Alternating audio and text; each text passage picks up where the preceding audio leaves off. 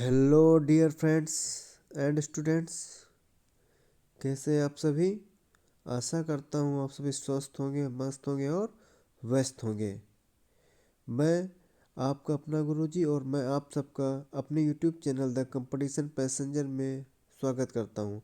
मैं फिर आया हूँ आप सबके सामने बहुत ही अच्छे प्रश्नों की एक बार श्रृंखला पर्यावरणीय अध्ययन एवं शिक्षण से संबंधित सीटेट परीक्षा में आने वाले महत्वपूर्ण प्रश्नों की श्रृंखला पार्ट 3। बहुत ही खूबसूरत, बहुत ही अच्छे प्रश्न है, बार बार आने वाले प्रश्न है। ठीक, पार्ट जो 2 पार्ट है वो हमारे यूट्यूब चैनल पे पड़े हुए हैं, आप लोग वहाँ पे जाइए, उसको देखिए, आंसर कीजिए। ठीक है, तो चलिए बिना समय गंवाए शुरू करते हैं आज का सेशन। Let's begin. तो फर्स्ट क्वेश्चन, निम्नलिखित में से कौन सी ग्रीन हाउस गैस या गैसें हैं। मतलब कि 4 ऑप्शन दिए हैं, 4 गैसें दी हैं। सबसे पहला ऑप्शन ए है कार्बन डाइऑक्साइड, बी है मीथेन, सी है जलवाष्प, डी है उपयुक्त सभी। तो इनमें से कौन सी गैस या गैसें ग्रीन हाउस गैसें हैं। ग्रीन हाउस गैसें, जल्दी से आंसर दीजिए।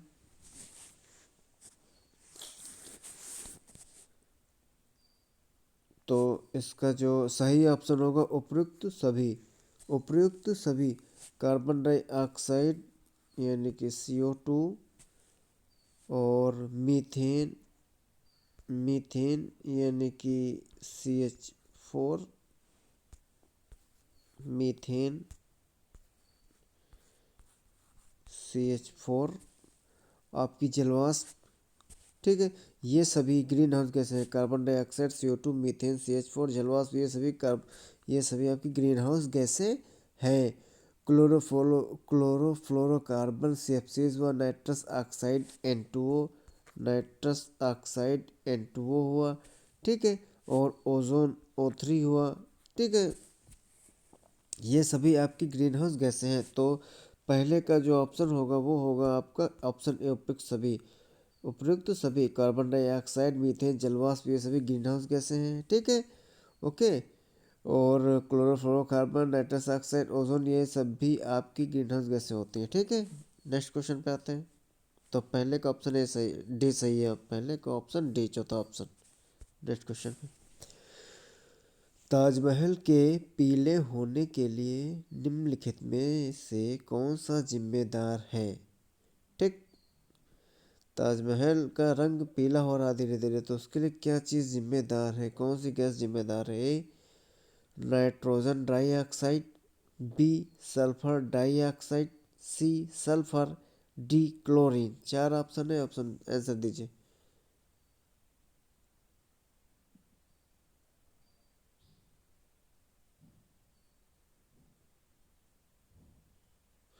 तो इसका जो सही ऑप्शन होगा वो होगा आपका sulphur dioxide. Sulphur dioxide कार्बनिक रासायनिक सूत्र का होता है SO2। तो इसका सही ऑप्शन है sulphur die oxide SO2। Reason क्या है, क्योंकि पहले मतलब कि ताजमहल के आसपास कई सारी फैक्ट्रियाँ थी, रबर फैक्ट्रीज थी, ऑटोमोबाइल फैक्ट्रीज थी, केमिकल फैक्ट्रीज थी। केमिकल फैक्ट्री में सबसे मेन थी मथुरा ऑयल रिफाइनरी, जिसको हटाने का ऑर्डर दे दिया गया, मथुरा मथुरा ऑयल रिफाइनरी। ठीक है, तो इन सबके कारण इन सबसे sulphur dioxide gas SO2 gas निकलती थी, जो कि विषैली गैस होती है और वातावरण में उसकी अधिकता हो जाती थी, वातावरण में उस गैस की अधिकता हो जाती थी। जब कभी वर्षा होती थी तो यह गैस वर्षा के साथ मिलकर अम्ल वर्षा के रूप में धरती पर गिरती है, जिसके कारण ताजमहल का रंग पीला होता जाता है। तो ताजमहल के आसपास कई इंडस्ट्रियल फैक्ट्रीज थी जिनसे सल्फर डाइऑक्साइड गैस निकला करती थी SO2, और वो आसपास के वातावरण में इकट्ठा हो जाती थी, उसकी अधिकता हो जाती थी। और वर्षा होने पर यह गैस जल के साथ मिलकर अम्ल वर्षा करवाती है धरती पर। ठीक, अम्ल वर्षा के रूप में धरती पर गिरती है, जिसके कारण ताजमहल का रंग है वो पीला हो जाता है। तो ताजमहल के पीले होने का जो कारण है वो है sulphur dioxide gas SO2 gas. ठीक है, नेक्स्ट क्वेश्चन पे आते हैं। किस गैस के वर्षा के पानी में घुलने से वर्षा का पानी अम्लीय हो जाता है। किस गैस के वर्षा के पानी में घुलने से वर्षा का पानी अम्लीय हो जाता है, अभी बता चुके हैं, अम्लीय हो जाता है। Hydrogen peroxide, nitrogen monoxide, carbon dioxide, sulphur dioxide. सही ऑप्शन का चुनाव कीजिए।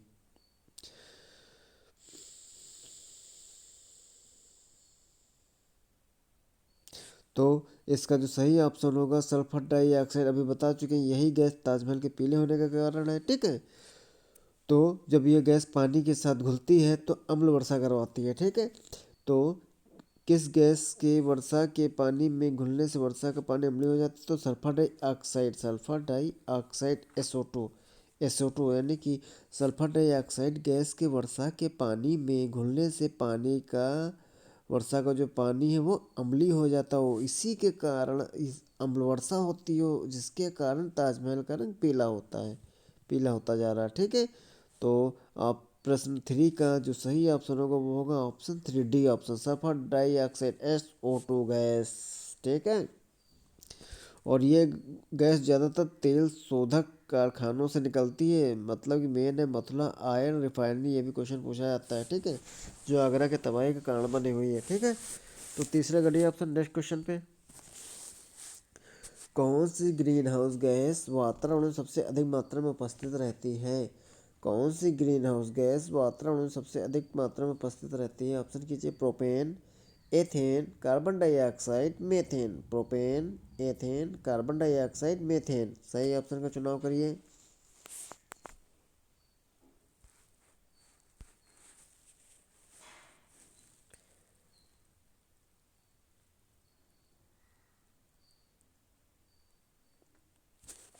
तो इसका जो सही ऑप्शन होगा वो होगा कार्बन डाइऑक्साइड CO2 गैस की वातावरण में सबसे अधिकता होती है।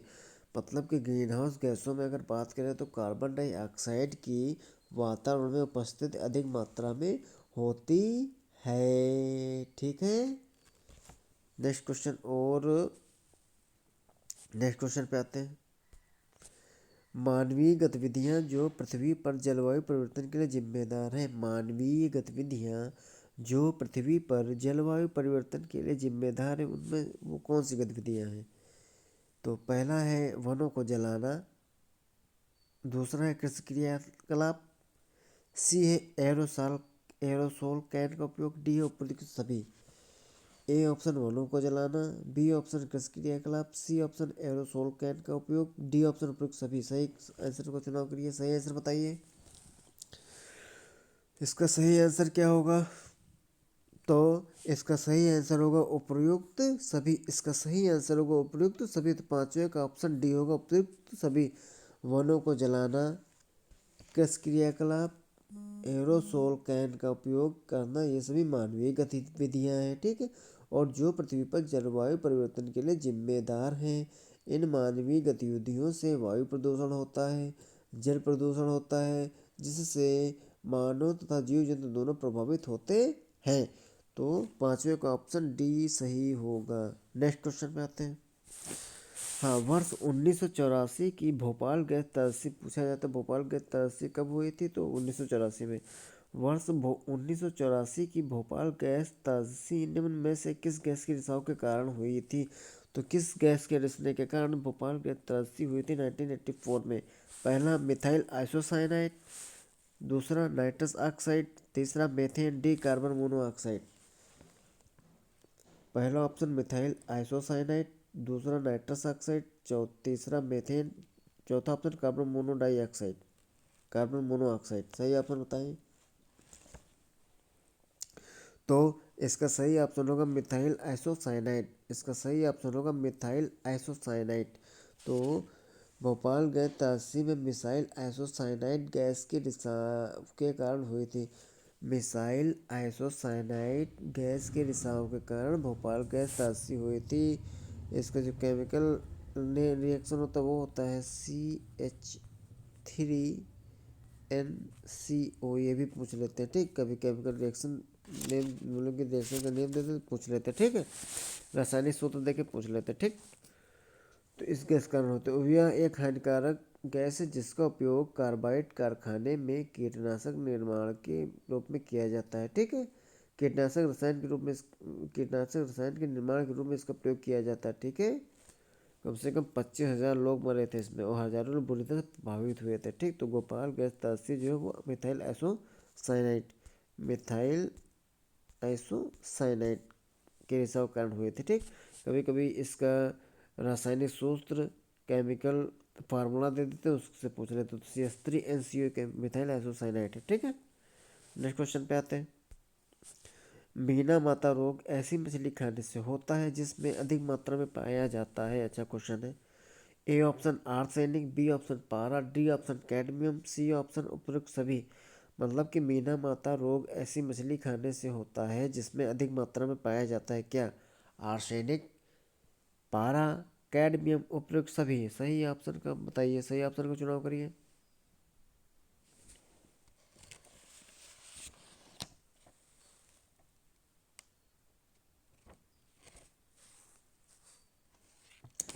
तो आपका जो सही ऑप्शन होगा वो होगा ऑप्शन बी।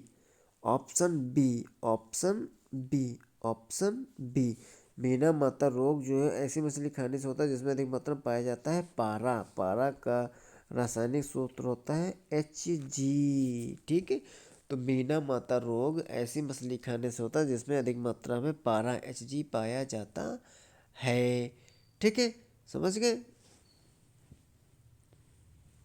और यह बीमारी पहली बार जापान में नज़र आई थी, जापान में नज़र आई थी। और जापान के मीना माता, जापान में मीना माता खाड़ी है, जापान में मीना माता खाड़ी है, मीना माता खाड़ी है, ठीक है। तो उस खाड़ी के आसपास के क्षेत्र में रहने वाले लोगों में देखी गई थी। इस कारण इस बीमारी का नाम मीना माता रोग कहा जाने लगा। तो सबसे पहले मीना माता बीमारी जापान में फैली थी, जापान की मीना माता खाड़ी के आसपास के लोगों में, ठीक। इसी कारण से मीना माता रोग है। तो मीना माता रोग जो है वो पारे की अधिकता से होता है। पारे ऐसी मछली खाने से होता है जिसमें पारे की अधिकता होती है, यानी कि Hg की अधिकता होती है। केमिकल फार्मूला भी दे देते कभी कभी, ठीक है। नेक्स्ट क्वेश्चन पे आते हैं। हाँ, ये अच्छा क्वेश्चन है, इसका आंसर कीजिए। निम्नलिखित में से क्या पेट्रोलियम से प्राप्त नहीं होता है? निम्नलिखित में से क्या पेट्रोलियम से प्राप्त नहीं होता? ऑप्शन ए मोम, ऑप्शन ए मोम, option B grease, option C कोयला, option D diesel. Option A मोम, option B grease, option C कोयला, ऑप्शन डी डीजल। चारों में से कौन सी चीज़ पेट्रोलियम से प्राप्त नहीं होती है? बहुत आसान क्वेश्चन, आंसर करिए। तो इसका सही आंसर होगा कोयला। इसका सही आंसर होगा सी ऑप्शन, कोयला। कोयला जो है पेट्रोलियम से प्राप्त नहीं होता है।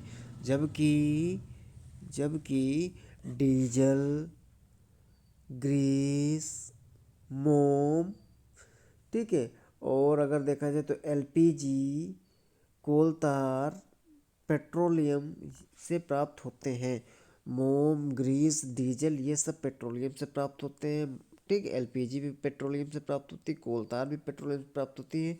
लेकिन बात करें कोयला की तो कोयला पेट्रोलियम से प्राप्त नहीं होता है, बाकी सब पेट्रोलियम से प्राप्त होते हैं। और LPG liquid petroleum gas petroleum में आ गया तो ये भी पेट्रोलियम से प्राप्त होती है, ठीक है। और अगर बात करें तो कोलतार, कोलतार, कोलतार ये भी पेट्रोलियम से प्राप्त होता है, ठीक है।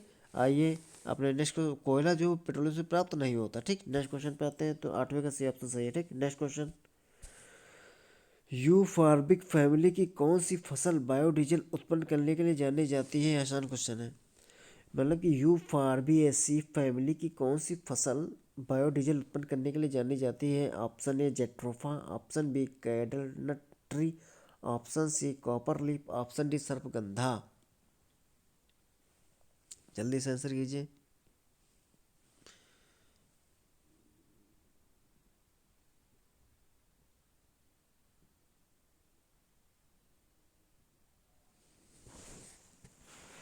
तो यूफॉर्बिक एसी फैमिली की कौन सी फसल बायोडीजल उत्पन्न करने के लिए जानी जाती है? तो इसका राइट आंसर होगा जेट्रोफा। इसका राइट आंसर होगा जेट्रोफा। जेट्रोफा राइट आंसर होगा इसका, option A jatropha, option A इसका राइट ऑप्शन होगा, ठीक है। ओके। तो यूफॉर्बिक फैमिली की फसल जो है वो जेट्रोफा है जिससे बायोडीजल उत्पन्न किया जाता है।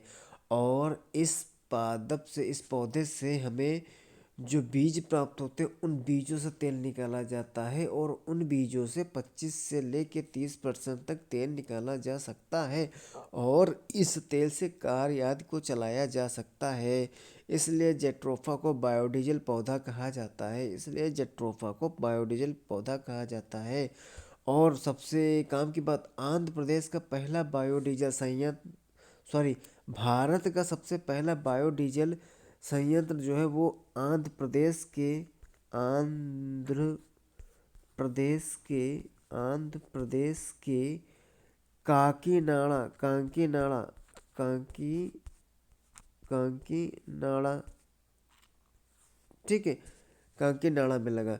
तो देश का पहला बायोडीजल संयंत्र आंध्र प्रदेश के काकीनाड़ा में लगाया गया है। तो 9 का ऑप्शन ए सही होगा। नेक्स्ट क्वेश्चन पे आते हैं। ये अच्छा क्वेश्चन है। नारियल डली हुई किसी भी करी के साथ उबला हुआ टैपियोका निम्नलिखित में से किस क्षेत्र का प्रिय भोजन है? मतलब कि नारियल डली हुई किसी भी करी के साथ उबला हुआ टैपियोका निम्नलिखित में से किस क्षेत्र का प्रिय भोजन है? ए ऑप्शन पश्चिम बंगाल का, बी ऑप्शन बिहार का, सी ऑप्शन तमिलनाडु का, डी ऑप्शन केरल का। सही आंसर कीजिए। तो पता है सबसे ज़्यादा नारियल के पौधे कहाँ पाए जाते हैं, तो वहाँ का ही ये प्रिय भोजन होगा। तो इसका जो सही ऑप्शन होगा वो होगा ऑप्शन डी, यह केरल का प्रिय भोजन है। ठीक है, यह केरल का प्रिय भोजन है। तो नारियल डली हुई किसी भी करी के साथ उबला हुआ टैपियोका जो है वो केरल का प्रिय भोजन है। तो 10वें का ऑप्शन डी आपका सही होगा, केरल। ठीक है, चलिए नेक्स्ट क्वेश्चन पे आते हैं अपने। हाँ, नीचे दिए गए खाद्य पदार्थों के किस समुच्चय में लौह तत्व प्रचुर मात्रा में होता है? नीचे दिए गए खाद्य पदार्थों के किस समुच्चय में लौह तत्व प्रचुर मात्रा में होता है? 4 ऑप्शन है आपके पास। ऑप्शन ए बंद गोभी भिंडी गुड़, ऑप्शन बी आंवला पालक गुड़, ऑप्शन सी आंवला पालक आलू, ऑप्शन डी आंवला आलू टमाटर। आंसर करिए जल्दी से।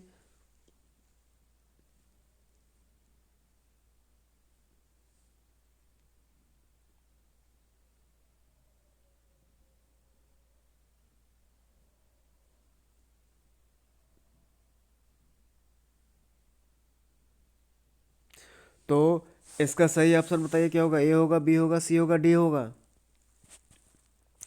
तो इसका जो सही ऑप्शन होगा वो होगा ऑप्शन बी। इसका सही ऑप्शन होगा ऑप्शन बी, यानी कि आंवला ऑप्शन बी होगा इसका सही ऑप्शन।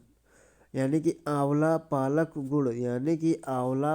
गुड़, आंवला पालक गुड़, इन तीनों चीज़ों में लौह तत्व की प्रचुर मात्रा रहती है। ठीक है, लौह तत्व की कमी जो है वो अधिकांशतः बालकों और महिलाओं में पाई जाती है और इसकी कमी से अरक्तता यानी कि एनीमिया नामक रोग हो जाता है। अरक्तता यानी कि एनीमिया नामक रोग हो जाता है लौह तत्व की कमी से।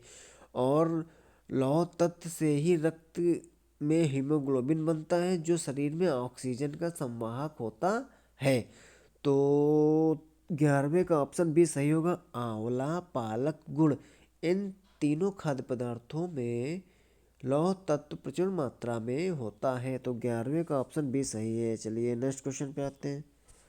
हाँ, खाद्य संरक्षण के लिए निम्नलिखित में से कौन सा जोड़ा ठीक नहीं है? खाद्य संरक्षण के लिए निम्नलिखित में से कौन सा जोड़ा ठीक नहीं है? खाद्य संरक्षण मतलब कोई भी खाने वाली चीज़ को कई दिनों ऐसी चीज़ में बदल के रख देना जिसको कई दिनों तक उपयोग किया जा सके। किसी भी खाने वाली चीज़ों को ऐसी अन्य चीज़ों में बदल देना जिसको हम खाने के रूप में बहुत दिन तक उपयोग करते रहें। ठीक है, इसी को खाद्य संरक्षण बोला जाता है। ठीक, तो पहला ऑप्शन आलू चिप्स, यानी कि आलू से चिप्स बनाना, बी ऑप्शन सेब से जैम बनाना, सी ऑप्शन दूध पनीर, दूध से पनीर बनाना, डी ऑप्शन कच्चा आम से अचार बनाना। तो इसमें खाद्य संरक्षण के लिए निम्नलिखित में से कौन सा जोड़ा ठीक नहीं है? मतलब कि इसमें आगे वाली चीज़ें दी गई उनसे जो चीज़ें बन रही, तो ऐसा वो जोड़ा बताओ जिसको ज़्यादा देर तक हम प्रिजर्व संरक्षित नहीं कर सकते हैं। ठीक है, जिसको ज़्यादा देर तक संरक्षित यानी कि नहीं रख सकते। सही ऑप्शन बताओ, ए होगा, बी होगा, सी होगा, डी होगा। तो इसका सही ऑप्शन होगा, बहुत आसान है, सी ऑप्शन, दूध पनीर। ठीक है, दूध पनीर यानी कि दूध से पनीर को हम, ठीक है, 12वें का सी ऑप्शन सही होगा, दूध पनीर। तो देखा जाए तो खाद्य संरक्षण की दृष्टि से दूध पनीर का जोड़ा जो है वो गलत है। क्यों? क्योंकि दूध से जो पनीर बनता है उसको हम ज़्यादा देर तक संरक्षित नहीं रख सकते, उसको हम ज़्यादा देर तक संरक्षित करके सुरक्षित नहीं रख सकते हैं। जबकि आलू से जो हम चिप्स बनाते हैं, कच्चे आम से जो अचार बनाते हैं, सेब से जो जैम बनाते हैं, वो बहुत अधिक समय तक संरक्षित करके सुरक्षित उसको रख सकते हैं। ठीक है, इन सब चीज़ों से मतलब कि आलू से जो चिप्स बनता है, सेब से जो जैम बनता है, कच्चे आम से अचार बनता है, इन सब चीज़ों को हम बहुत अधिक समय तक संरक्षित रख सकते हैं, मतलब कि सुरक्षित करके रख सकते हैं, बहुत अधिक समय तक उपयोग कर सकते हैं। लेकिन दूध से जो पनीर बनता है उसको अधिक समय तक हम संरक्षित नहीं कर सकते, सुरक्षित नहीं रख सकते, अधिक समय तक प्रयोग नहीं कर सकते।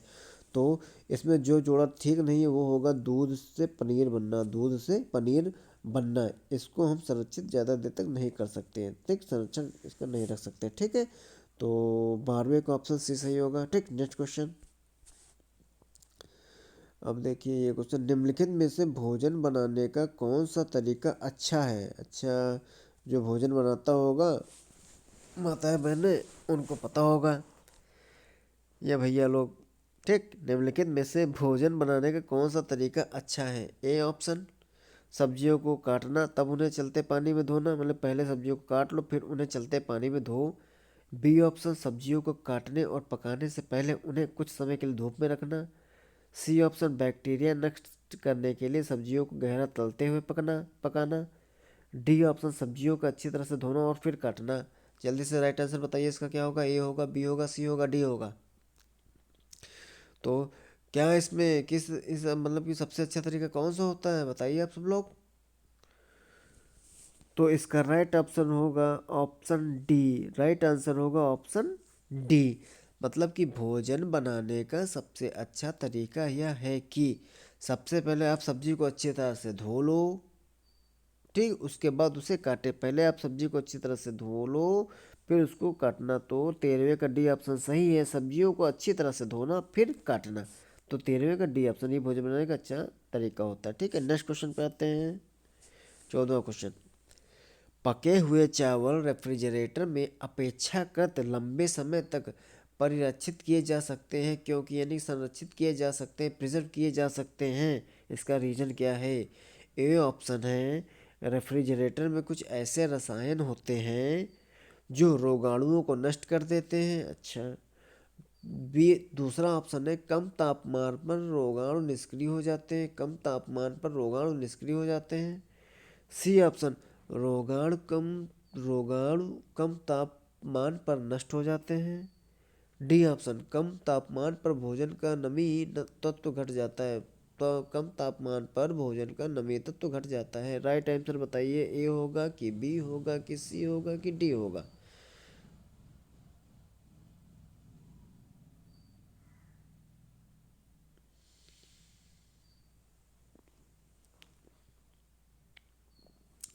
तो पके हुए चावल को रेफ्रिजरेटर में बाहर रखे रहने की अपेक्षाकृत अधिक समय तक ठीक बने रहते हैं, क्योंकि इसका क्या कारण है? मतलब कि ए ऑप्शन होगा, बी ऑप्शन होगा, सी ऑप्शन होगा। मतलब कि पके हुए चावल को अगर हम फ्रिज के अंदर रख दें तो बाहर रखने की अपेक्षा ज़्यादा देर तक चलेंगे। बाहर रखे हुए चावलों की अपेक्षा फ्रिज में रखे हुए चावल जो ज़्यादा देर तक चलेंगे, मतलब जो चावल फ्रिज में पके हुए रखे होंगे वो बाहर पके हुए रखो चावल से बहुत ही अधिक समय तक चलेंगे। ठीक है, तो और इसका जो कारण ये है कि कम तापमान पर चावल को खराब करने वाले जो रोगाणु निष्क्रिय हो जाते हैं, क्योंकि कम टेम्परेचर पर जो चावल को नुकसान करने वाले रोगाणु होते हैं नष्ट हो जाते हैं। ठीक, अब अपना आंसर करते हैं। तो आंसर इसका क्या होगा? तो इसका आंसर होगा बी, मतलब कि कम तापमान पर चावल को खराब करने वाले रोगाणु निष्क्रिय हो जाते हैं। तो कम तापमान पर रोगाणु निष्क्रिय हो जाते हैं। तो पके हुए चावल रेफ्रिजरेटर में अपेक्षाकृत लंबे समय तक परिरक्षित किए जा सकते हैं, क्योंकि कम तापमान पर रोगाणु निष्क्रिय हो जाते हैं। तो 14वें का ऑप्शन बी सही था। 14वें का ऑप्शन बी सही था। कम तापमान पर रोगाणु निष्क्रिय हो जाते हैं। Next last question.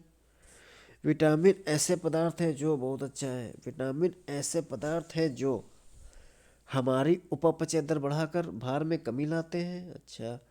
बी स्वस्थ रहने के लिए दवाई के रूप में लिए जाते हैं। सी पेशियों का विकास करके हमें ताकतवर बनाते हैं। डी हीनता जन्य रोगों से बचाव के लिए थोड़ी मात्रा में आवश्यक है। जल्दी बताइए, ए होगा, बी होगा, सी होगा, डी होगा।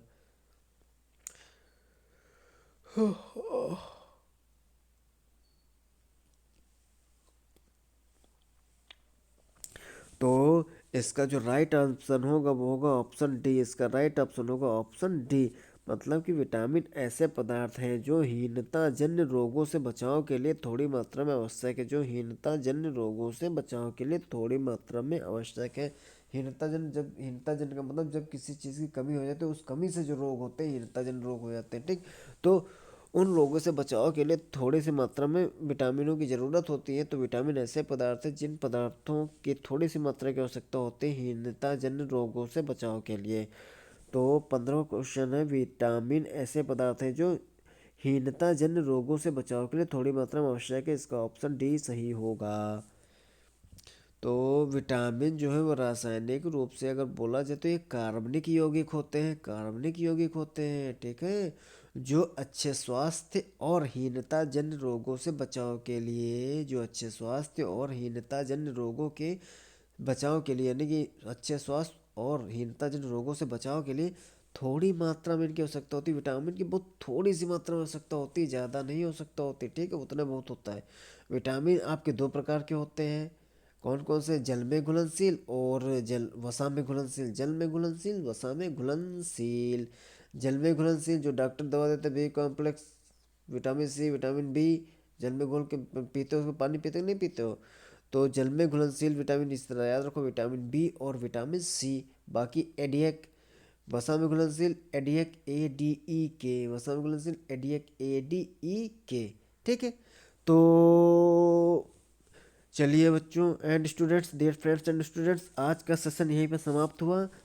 कमेंट बॉक्स में आप लोग कमेंट जरूर करिए कि सेशन कैसा लगा, क्वेश्चंस कैसे थे, लेवल्स कैसे थे।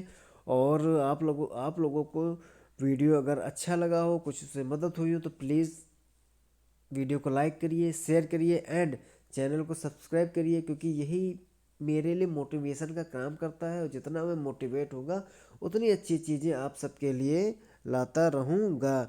ठीक है। थैंक यू आप सबको। तब तक आप सब अपना ख्याल रखिएगा और अपनी तैयारी में अच्छे से लगे रहिएगा। ठीक है। तब तक के लिए धन्यवाद। मिलते हैं नेक्स्ट टर्न पे। Thank you.